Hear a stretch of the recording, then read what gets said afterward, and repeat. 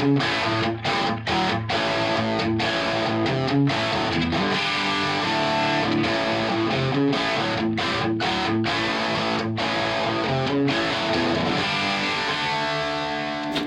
we got one more here. I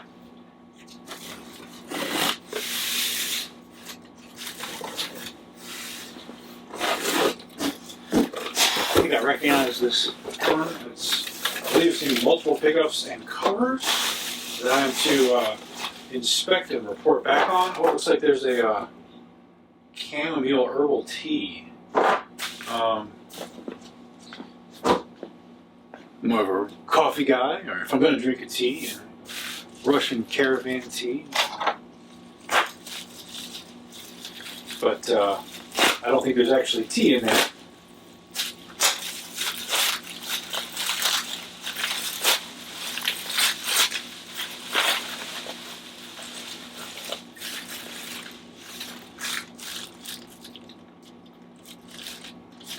Okay, I see some replica covers here.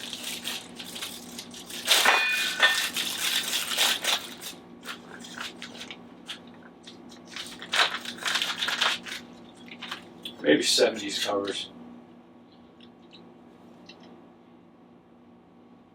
And they're not, no. These are not PAF covers. I think this is part of my job, is to check these and report back. And as you saw, like the moment I saw them, yeah, not PAF covers. They're not the same height as each other. They don't have the right shape. They don't wear the right way. They do not have the proper cut bottom flange.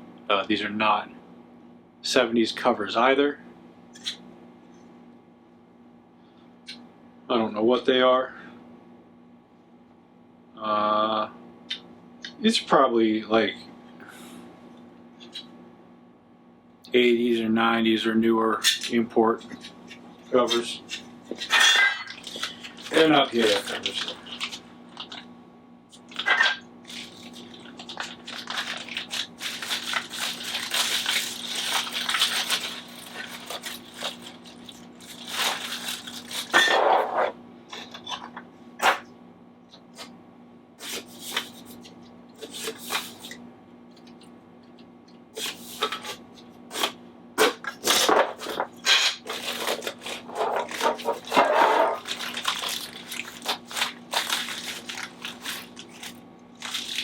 I recognize those boxes. I recognize that as plastic 1970s Gibson tape. Or 1980s, sorry. Mostly the 80s.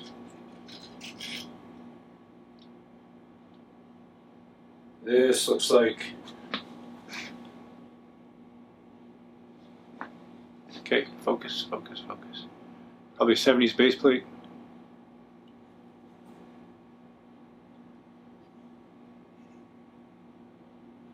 And a non-original cover.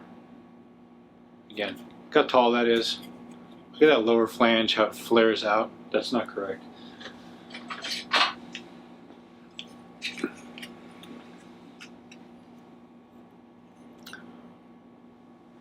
A proper PAF cover is shallower, cut straight, does not have a flare out on the bottom.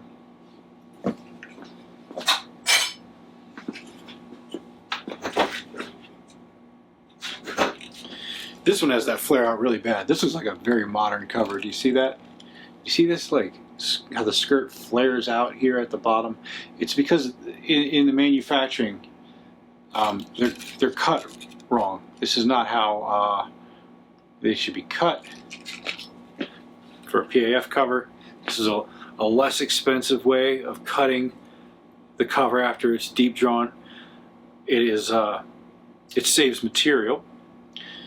It's cut around the perimeter like this, whereas a PAF cover is stamped and there's additional material hanging off and it's cut around this way.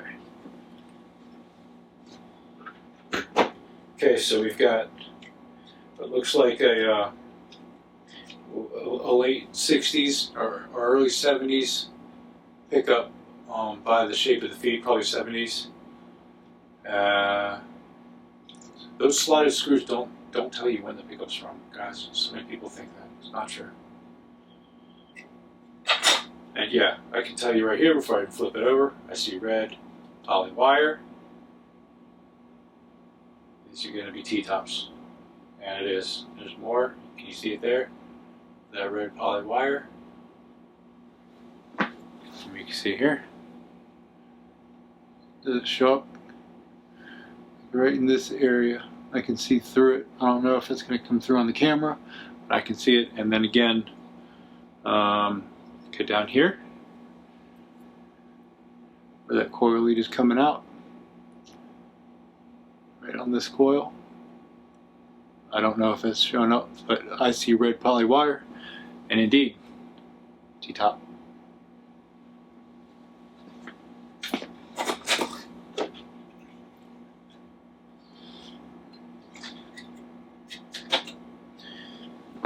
Before we open this one up, let's look at it. Tell you what I see. These pole screws are very round. They're very domed. They're not PAF screws.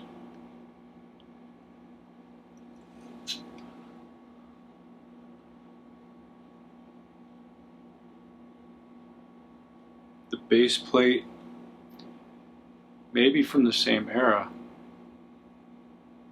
How short those pole screws are. Were these short? They are fairly short. So sometimes you see that, and it's not that the pole screws are short, but that the pickups are tall because there's a ceramic magnet in there. Not Fender, Gibson made a ceramic magnet T-tops. Let's see if we can pop that cover off real quick. Have a look.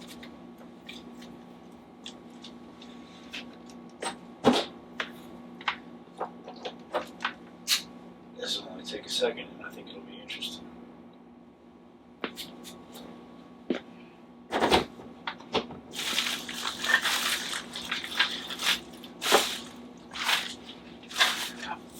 I am going to read the note from the owner before I take the cover off, in case he's like, hey, one of these is perfect. Don't mess with it. I don't want to go taking his cover off. Now, I'll tell you though, it's not original solder. Look, I'm not a monster. I looked at that. See, look at that solder. That's a mess. Can you see that? Yeah. That's not a original pickup. Okay, manufacturer of pickup, Gibson, model of pickup, humbucker. That is correct. Gibson didn't make anything but humbuckers and P90s until closer to the 80s. Neck and bridge, date of manufacture 1966. I don't believe it. I think it's later. Neck pickup requires inspection and repair if necessary. I believe the neck pickup to be functioning normal. However, it has been 20 plus years since it was installed in the guitar. Bridge pickup requires inspection and repair. The pickup is very bright and has weak output. The leads may require repair for both pickups. Both pickups require gold covers installed. I have included 4 gold covers. However, I am not sure if any of the covers are vintage correct. James, I need your professional opinion on these covers. Well, you just got it. So, yeah, the covers are not vintage covers. I'm sorry. Doesn't mean they're bad covers, but it does mean we can do better, and I'll be in touch and we'll talk about aging and maybe get some photos of your instrument so I can match the aging. This is going on ES345 TDSV.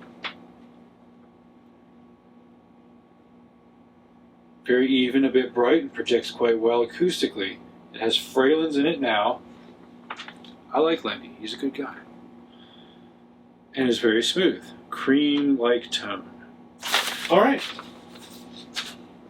Well, we've been asked to inspect, so I've got the green light to take this cover off, that's for sure.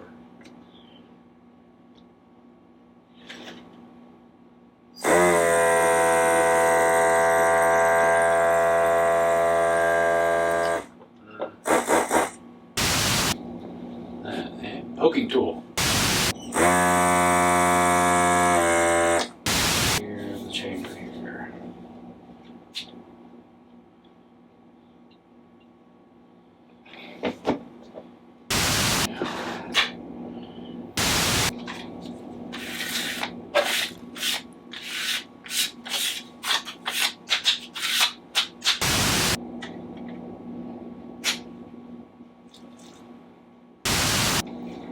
Okay. Let's try that again. My son calls this the duck. When he's in the other room, he hears this and he gets really interested. It sounds like a duck quacking.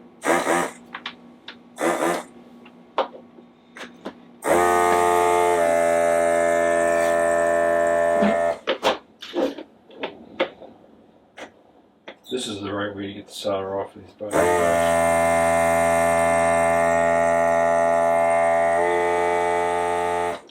Sticking a razor blade down in there leaves you open to the possibility that you're cut the coils.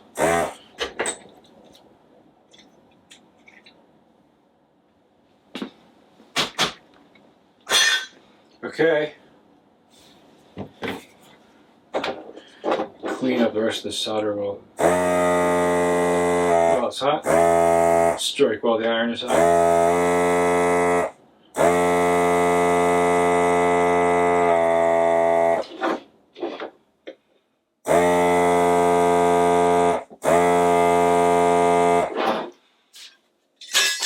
This guy too.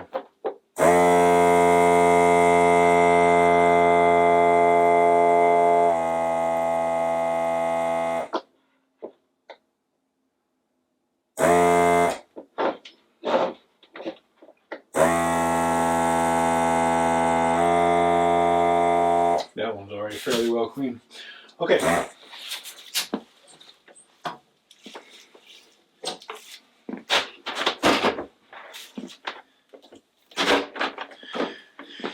And it is indeed also a T-top. Focus. Okay. There. See? Beautiful little vinyl bobbins there with the T's on them. Pretty cool. I like T-tops. I like the sound of T-tops a lot. I really like patent number decal T-tops, which is what these were. I mean, they are, but the stickers are gone, which is okay. Now, have a look here. Do you see how the slug coil is burned and melted there? Yeah, somebody's been in here already. That's not factory.